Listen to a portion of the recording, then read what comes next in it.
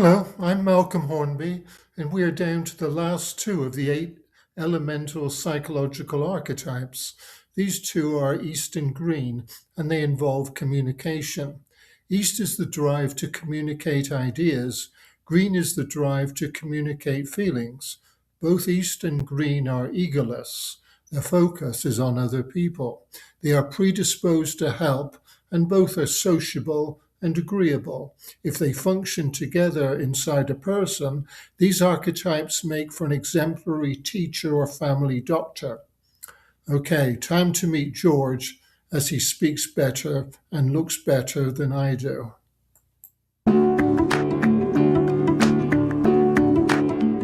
Your words, Malcolm. You used to look better. Now for the East archetype. With East, a person has an impulse to help people in need. It does so by providing ideas if it has them, or by recommending books or other sources of knowledge.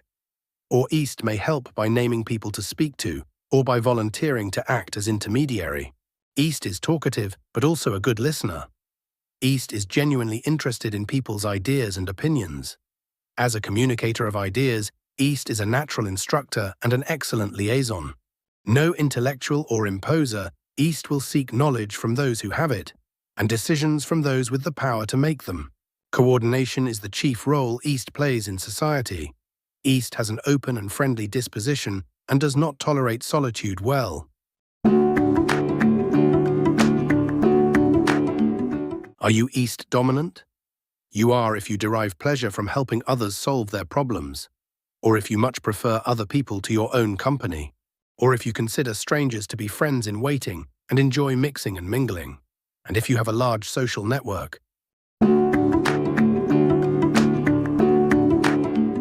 You may have East hidden in you if you admire people who talk easily to people they don't know, or if you admire competent teachers or tour guides or docents, or if you wish you were more at ease in meetings and other social situations.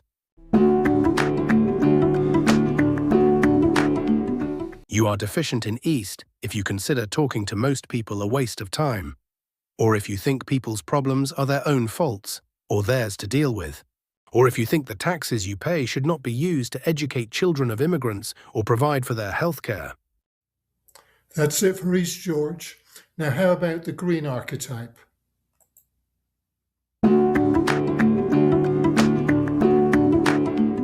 Okay, let's talk about Green. Green naturally senses the emotional states of other people and responds to them. When speaking, a Green type uses words more to express empathy than to communicate information. A Green will use a sympathetic or reassuring tone of voice, will listen and nod agreeably, and will gently touch a person to convey concern.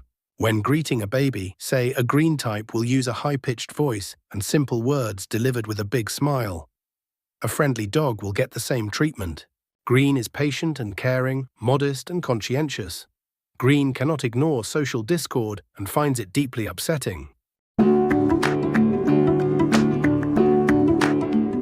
Green is a large part of your psychological makeup if you agree with most of the following questions.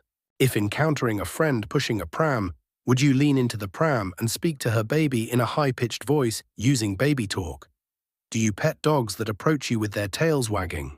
Do you feel it's only right and proper to care for the elderly and infirm? When charitable organizations solicit donations for malnourished and disfigured children, do you feel a strong urge to donate? Do you feel hurt if you see an animal mistreated? Do you believe there is never a need for people to shout at one another? If you agree with the following, you probably have Green lurking inside you, projecting itself onto others. You admire nurses. You wish you were more patient or more caring of others. Or your conscience bothers you when you ignore a plea for help. You are lacking Green if you agree with these statements. You dislike animals. You try to avoid meeting old or infirm people. You do not understand people who support charities. You think people should be responsible for their own health care. You feel nothing when videos of bombed-out houses and their distressed former occupants are shown on television. You have no compassion for homeless people. Okay, George, we've reached that part of the video where you introduce the main characters that represent East and Green in my novels. Off you go.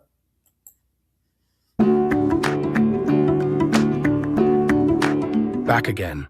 In Malcolm's psychodrama, Greg is the salesperson for Roland's small chair design business.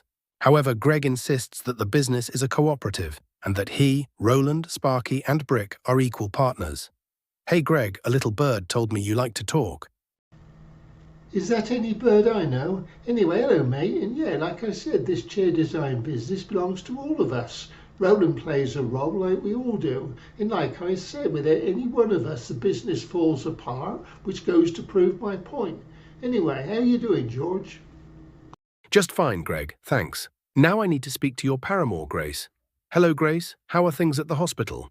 Same as always, busy, busy, busy. Well, how about the household? How are Roberta and the others? Everyone's fine except Pauline. She's miserable as always. I miss Miriam. I wish she would come back and stay with us. Everything's better when she's here. Thanks, Grace. As for Miriam, she's featured in the next video. That's a good segue, George. The next video features Miriam Charo and Michael Ullman, who represent the feminine and masculine integrative archetypes. They are responsible for getting the other archetypal characters to cooperate instead of arguing, as some of the pairings do. You can read how they manage to achieve harmony between themselves and among the others in the two novels that make up the psychodrama. Thanks for listening.